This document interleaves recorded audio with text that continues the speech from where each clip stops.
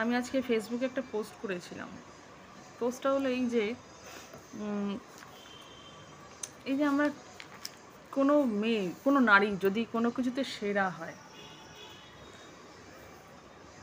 আমি পড়ে বলছি, যখন কোনো পুরুষ কোনো কিছুতে সেরা হয় তখন তাকে তার রাজা বা সম্রাট বলে, আর কোনো নারী যখন কোনো কিছুতে সেরা হয় তখন তাকে রানী বলে। যেমন ধরা যাক সঙ্গীত সম্রাট তানসেন, সঙ্গীত সম্রাজ্ঞী লতা মঙ্গেশকর, এই যে বিষয়গুলো আমি এখানে আসছি কারণ রাজার স্ত্রীলিঙ্গ রানী তা আমরা এতকাল শিখে এসেছি। Actually my whole life was a lie. আমরা কখনো ভেবে দেখিনি যে রাজা কিন্তু রানীকে বিয়ে করেছে বলে রাজা নয়। রাজা আগে রাজা, তাই তার বউ রানী। অথচ রানী কিন্তু রাজার বউ বলেই রানী। রাজা যে নারীকে বিয়ে করে সেই রানী, অর্থাৎ রানীর পরিচয় তার স্বামীর জন্য। রানীর কোনো আত্মপরিচয় নেই। তাই যা নারীর একার ক্ষমতা, একার পারদর্শিতায় অর্জন, যাতে সে নিজে সেরা, সেখানে সে কেন রানী বা সম্রাজ্ঞী হবে? তাই রাজার স্ত্রীলিঙ্গ কখনোই রানী নয়। রাজার স্ত্রীলিঙ্গ কেউ বানায়নি কখনো কোনো ভাষায়, কারণ নারীর একার কোনো পরিচয় পুরুষতন্ত্র রাখতে দেয়নি, তাই ছিল না। যেমন সারনেম ব্যাপারটাই পুরুষতান্ত্রিক, সেটা আমার সাথে অনেকে ডিসঅ্যাগ্রি করে। ডিসঅ্যাগ্রিমেন্টের কি আছে? সারনেম ইজ এন্টায়ারলি পেট্রিয়ার্কাল, মেয়েদের কোনো সারনেম হয় না। তাই রাজার কোনো স্ত্রীলিঙ্গ ছিলও না কখনো। তাই এই যুগে রাজা কথাটার কোনো লিঙ্গ থাকা উচিত নয়, বা রাজার একটি যথার্থ স্ত্রীলিঙ্গ শব্দ তৈরি করতে হবে।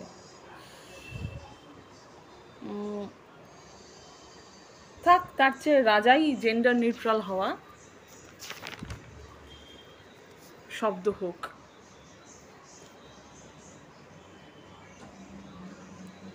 নারী কোনো কিছুতে সেরা হলে তাকেও রানী বা সম্রাজ্ঞী না বলে রাজা বা সম্রাট বলা উচিত। মনে রাখতে হবে যে কোনো অবিবাহিত নারী যদি রানী হয়, সেক্ষেত্রে তার যদি এক বা একাধিক স্বামী থাকে, হাজব্যান্ড থাকে, তাকে বা তাদের কিন্তু কেউ রাজা বলবে না। রানী একাধিক হয়, যেমন ধরুন দশরথের কথাই বলি। দশরথের তো 3 রানী ছিল, কৌশল্যা, কৈকেয়ী, সুমিত্রা, তো রানী বলা হতো। মেয়েদের যদি একাধিক বিবাহের রুল থাকতো, পুরুষতন্ত্র তো দেবে না, মেয়েদের দেয়নি সেই অধিকার, তো সেখানে কি তাদের রাজা বলা হচ্ছে না তো। তাহলে অবশ্যই যেটা আমি লিখেছি সেটা আমি বলছি,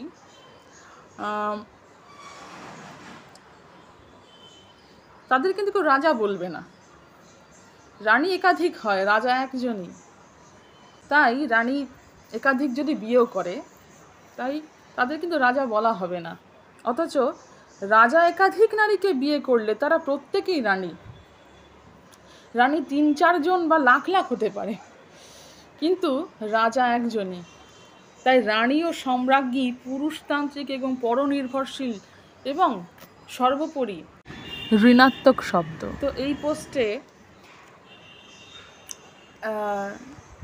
আমারই এক মামা কমেন্ট করেছিল, কমেন্টটা সে ডিলিট করেছে, কারণ সে মনে করে তার ভুল ধরিনি আমি, এটা ভুল না, পরে হয়তো তার মনে হচ্ছে আমি ভুল ধরেছি, তাই তার হয়তো ইগো হার্ট হয়েছে, তাই সে কমেন্টটা পরে ডিলিট করে নেয়। তার কমেন্টটা ছিল, Nowadays, they don't use the words like actress, poetess, authoress, etc.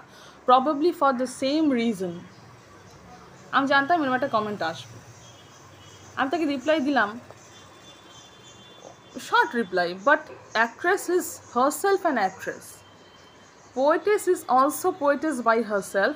authoress is also authoress by herself, but queen is never a queen by herself.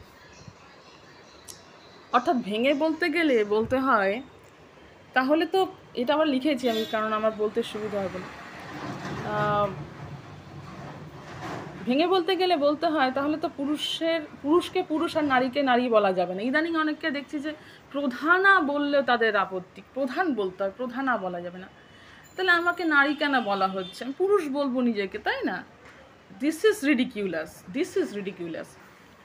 কারণ অ্যাক্ট্রেস একজন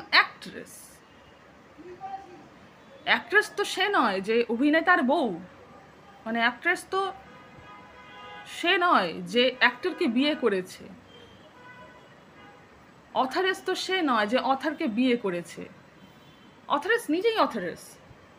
সাপোজ আমি অথার, হ্যাঁ আমি অথারেস, সেম, দুটোই স্বনির্ভর শব্দ। অথারেস যেরকম যেমন মেল স্বনির্ভর শব্দ, ফিমেলটা আমি তাও স্বনির্ভর মনে করি না, তাও কিন্তু নারী পুরুষ তো স্বনির্ভর শব্দ, দুজনেই স্বনির্ভর শব্দ। সেরকমই অ্যাক্টর অ্যাক্ট্রেস পোয়েটেস দুটোই স্বনির্ভর শব্দ, সবই স্বনির্ভর শব্দ। কিন্তু কুইন ইজ নেভার আ স্বনির্ভর শব্দ, কারণ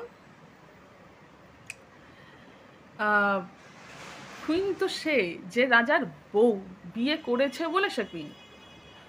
অ্যাক্ট্রেস তো সে নয় যে কোনো অ্যাক্টরকে বিয়ে করে অ্যাক্ট্রেস, বা কোনো কি বলে,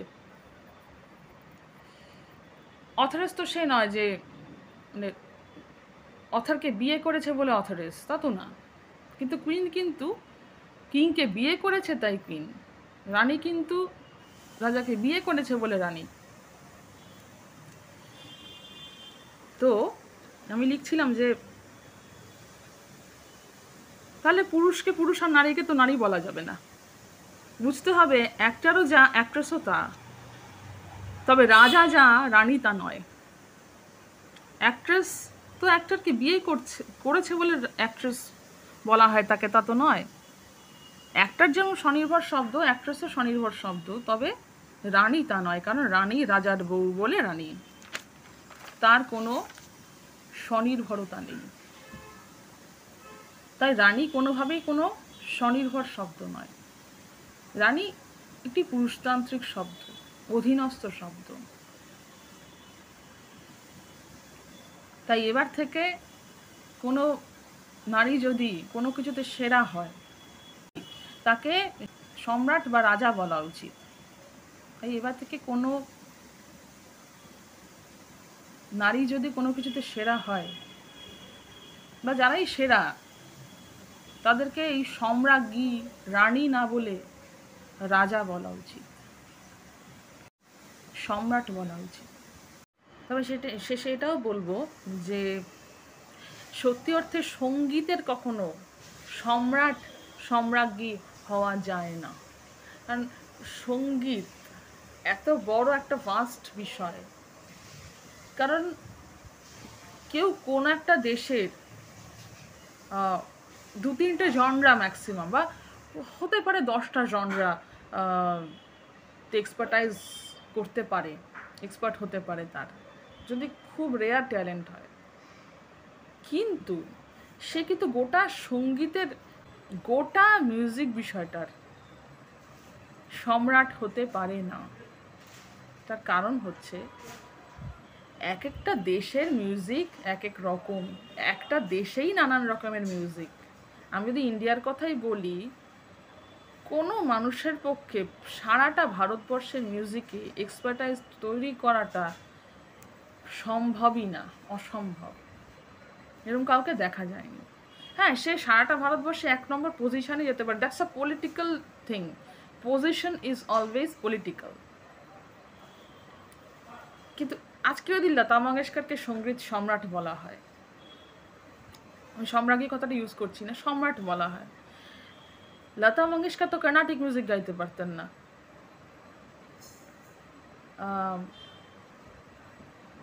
সঙ্গীত সম্রাট তানসেনের কথা দিয়ে বলে, তানসেন তো কর্ণাটিক মিউজিক গাইতে পারতেন না, তানসেন তো ওয়েস্টার্ন মিউজিক জানতেন না। তো সেটা তো সে এক্সপার্টই না। মানে আজকে ওয়েস্টার্ন কান্ট্রিজে ওয়েস্টার্ন মিউজিকে তো সঙ্গীত সম্রাট তানসেন বলা হবে না, সেখানে অন্য কাউকে বলা হবে। তো সঙ্গীত সম্রাট, সঙ্গীত মানে এটা খুবই মানে ক্লিশে আমি বলবো। এই জন্য আমি এই বিষয়টা মানি না। আমি নিজে মিউজিক ফিল্ড বলে বলছি, নিশ্চয়ই অনেকে অভিনয় নিয়ে ওই কথা বলবে, ডান্স নিয়ে তো বলবেই, অবশ্যই অবশ্যই ডান্স নিয়ে বলবে। তো এই বিষয়টা হয় না, এটা যেটা হয় না সেটা হয় না, and we have to accept the fact. At least মিউজিকে, ডান্সে হয় না, সঙ্গীত সম্রাট হয় না। আমি শুধু কর্ণাটিক মিউজিকটাতে উদাহরণ নিয়ে বললাম, মানে উনি তো এটা পারতেন না, উনি তো আজকে আজকে লতা মঙ্গেশকরের রবীন্দ্রসঙ্গীত তো তেমন কিছু না। তো এটা তো সত্য, মানে সেই দিক থেকে আশা ভোসলে রবীন্দ্রসঙ্গীত অনেক ভালো। তো আমি জাস্ট সঙ্গীত নিয়ে যদি আমি বলি, তাহলে আমাকে এগুলো বলতেই হবে যে সত্যিই তো music is a vast field, একটা বিশাল বড় বিষয় যেখানে এক্সপার্টাইজ কয়েকটা সাবজেক্ট অর্জন করা যায়, গোটা সঙ্গীতে করা যায় না। তাই সঙ্গীতকে জিতে নেওয়া ইজ নট দ্যাট ইজি। সম্রাট কি, যে অনেকগুলো রাজ্যকে, যে অনেক সাম্রাজ্যের যে মালিক, যে সাম্রাজ্যের যে প্রধান, তো সঙ্গীত তো কোনো সাম্রাজ্য নয়, তাই না? তো কোনো কংক্রিট কিছু না তো সঙ্গীত। রাজাকে, যে রাজ্যের মালিক, সে রাজা রাজ্যকে যে জয় করে অর্জন করেছে, মিউজিককে তো জয় করে অর্জন করা যায় না। মিউজিকের কয়েকটা জনরাকে করা যায়, পুরোটাকে না। পুরো মিউজিককে কেউই কখনো, আচ্ছা লতা মঙ্গেশকর তো ওয়েস্টার্ন মিউজিক সিঙ্গার নন, উনি জানেনই না হয়তো, মানে মানে অতটা ভালো, স্বাভাবিক ব্যাপার না। তো সঙ্গীত সম্রাজ্ঞী কথাটা খুবই ক্লিশে কথা। সঙ্গীত সম্রাট তানসেন, সে কি ওয়েস্টার্ন মিউজিকের মানুষ না তো?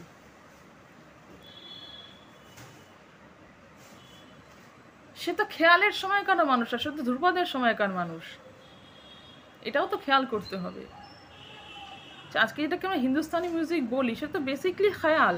ধ্রুপদকে তো লোকে ভুলেই গেছে প্রায়, ওটা তো একটা মানে কোনায় চলে গেছে। তো সঙ্গীত সম্রাট কথাটা খুবই ক্লিশে একটা কথা, তাই জন্য আমি বিষয়টা মানি না। কিন্তু যেই বিষয়গুলো সত্যি অর্জন করা যায় কমপ্লিটলি, সে সেটা রাজা, সে সেটা সম্রাট, লিঙ্গ নির্বিশেষে সম্রাট, লিঙ্গ নির্বিশেষে রাজা। আমার এটাই বক্তব্য ছিল।